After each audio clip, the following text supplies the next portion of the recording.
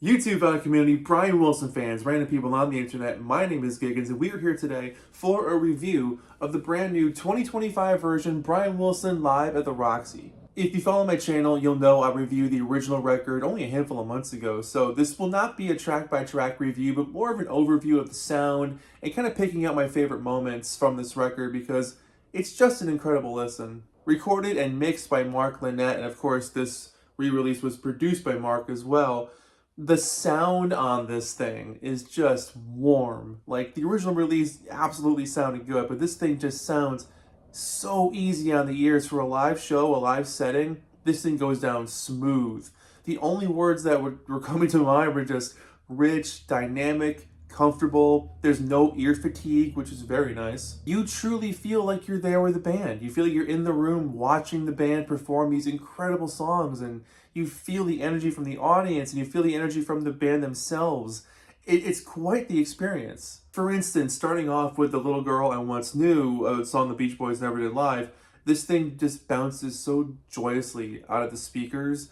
It's got this youthful spirit and a hunger to show off the incredible musicianship that the band displays, knowing full well that these songs deserve to be performed in the way that they were originally created, with care and talent, and the strength of the performers just carrying these songs is unbelievable. This whole world is literally sunshine set to music. Brian sings so carefree and sweetly on this one, and you can hear the smiles on everyone's faces as they're performing it. Like, you know that when the band was performing these songs and some of these like deep cut ones, they were like, yeah, this is pretty cool. We're playing This Whole World with Brian Wilson on stage. This is pretty awesome. Kiss Me Baby is literally magic. The wood block clicking, the reverb-drenched lead guitars on this thing, and then Jeffrey Foskett taking Brian's original parts during the chorus. The blend on the vocals is just straight out of the heavens. This is one of those tracks that you put on this record and get lost in the vibe. The ending, you just want it to go on forever. You're locked in that hypnotic, romantic groove. When California Girls begins, it's almost like you're finding your seat in the Church of Brian Wilson and you're waiting for the lights to come up and the sun to burst through the windows, and you're locked into this heavenly communal feeling of appreciating one of the best songs ever written, and then it kicks in and you're just locked in. And I know I've said that many times, but the band, the audience, and the listener on the record, you are locked in with this record. By the end of that song, you're treated to this beautiful a cappella version that you just wish would go on forever, as they do the chorus with just the vocals. And it's something that when you hear it the first time, you can't unhear it happily, but you just want it to go on forever. Brian's hilarious joke about the cigarette lighters comes up next, which leads into I Get Around, and the dreamy vocals, punchy drums. I love the sax work on this thing as well. Great tune. Back Home rocks along, so cool. You can tell Brian was stoked about this one. And particularly on the interview on the CD, Brian talks about playing Back Home, and then she plays a little bit on the piano. But you can tell that when they were doing this one, he must have been so excited to be like, wow, I haven't played this song in like 25 years. Like, let's rock this one and enjoy it, because that's such a Brian-esque song. Like, vocally, lyrically, momentum, tempo. It's a very Brian dun dun dun dun dun dun. Love that. In My Room. I mean, what more can be said about that showstopper? It's just guitar and vocals, and it's one of the most beautiful things I've ever heard. You get lost in the clouds on this one. If you look up the word comfort in the dictionary, this song will play. The ending of Surfer Girl, where they do the Late in Hawaii style ending for that song, is just like, if you're like a deep cut fan, that must have been mind-blowing to hear that. Then you get a couple of new songs. The First Time, which is a gorgeous declaration of honest love, long hoped for and painfully waited for, and achingly appreciative once it's actually landed at your feet. Brian hits some incredible notes on this one, and the tenderness in his voice is tenacious. It must have been mind-blowing to experience this show anyway, but then to hear new music from Brian that's kind of like old at the same time, because it was from 1983, unreleased, it just must have been beyond mind-blowing. And of course, another new one with This Isn't Love, very Burt Bacharach, George Gershwin, and of course, very Brian Wilson-esque track. It's a song that is about finally finding that special someone and realizing how incredible that is, and never giving up hope along the way. I love the changes throughout this track. It's going everywhere from like slow dancing with that special someone, by yourselves, and then a rumbling chorus with that vocal line that sits on top of it so perfectly smooth.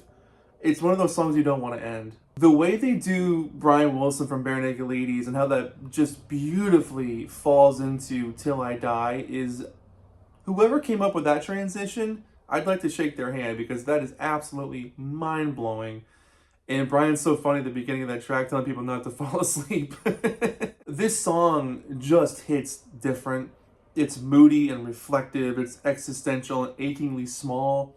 And even in a live setting, they pull off that feeling, which is not an easy task. Deeper into the record still, you get Lay Down Burden, which is just a gorgeous version with just pianos and vocals of a, at the time, fairly new track. All Summer Long, it sounds like the 60s are just coming to life. And then Love and Mercy, Brian's MO. It's one of the best versions of this song you will ever hear. Digging deeper into the album, almost into bonus track territory, is Help Me Rhonda. And this version in particular is the early 70s live version that they would do, which usually with Carl or Denny on lead vocals. And it just pummels through. It's so cool to hear them do this version because it's much more, rockin' tough guy kind of version of this song, and it just works. And then on to the actual bonus tracks, new for this release. You get Let It Shine. And when you hear this version, you're left wondering why this wasn't a concert staple for the rest of his career. It just comes together so beautifully, and Brian sounds so perfect. He sounds just like the record. The background vocals are outstanding. He just nails it. He just nails it. It's one of those tracks you hear and you're just like, this is amazing. This is just amazing. How has this been in the vaults all this time? If you're going to hear one of the bonus tracks, make sure it's Let It Shine because that's just a special song. Drive-In from 2004 comes up next, and this is very Beach Boys party style, very minimal instrumentation, and Brian's having the time of his life. He's having so much fun goofing around, especially with the I remember only you can prevent forest fires line at the end. He's just having fun. Soul Searching. I know I've heard this particular version somewhere before, and I can't remember where I've heard it, but it just works. He dedicates it to his brother Carl because he's saying the original version, and it just flies. Like hearing the band nail this one, again, background vocals from the heavens. That key change near the end of the song will always be a pleasure on the ears. Southern California comes from the That Lucky Old Sun tour in 2009. And it made me cry. Simple as that.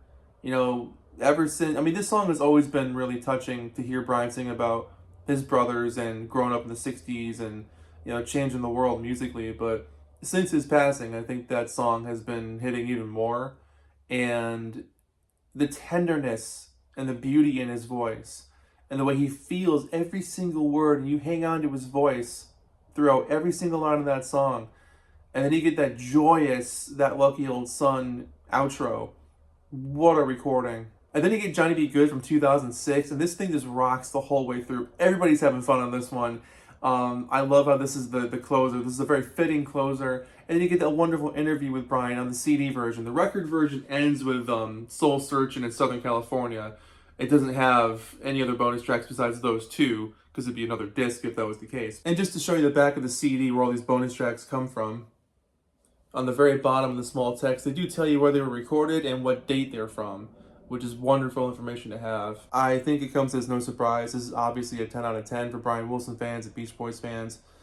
Having this release come out just after Brian's passing and knowing what this release meant to Brian and his team at the time, when Brian started doing these shows again, it was like a rebirth. It was like the second chapter for him. He started to tour almost every year. He was on the road all the time after that, making some of the best music of his career.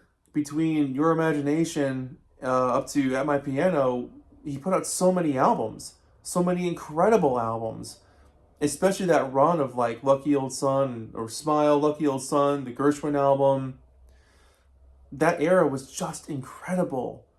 What a time. This record shows a guy who knew he had something special, and the band that wanted to prove it to him every single night. Where you hear the energy, you hear the excitement, you hear how youthful and spirited all of these songs are. and the dedication and the care that went to performing these things the way they were always meant to be performed and deserve to be performed. This is art. And Brian was the director.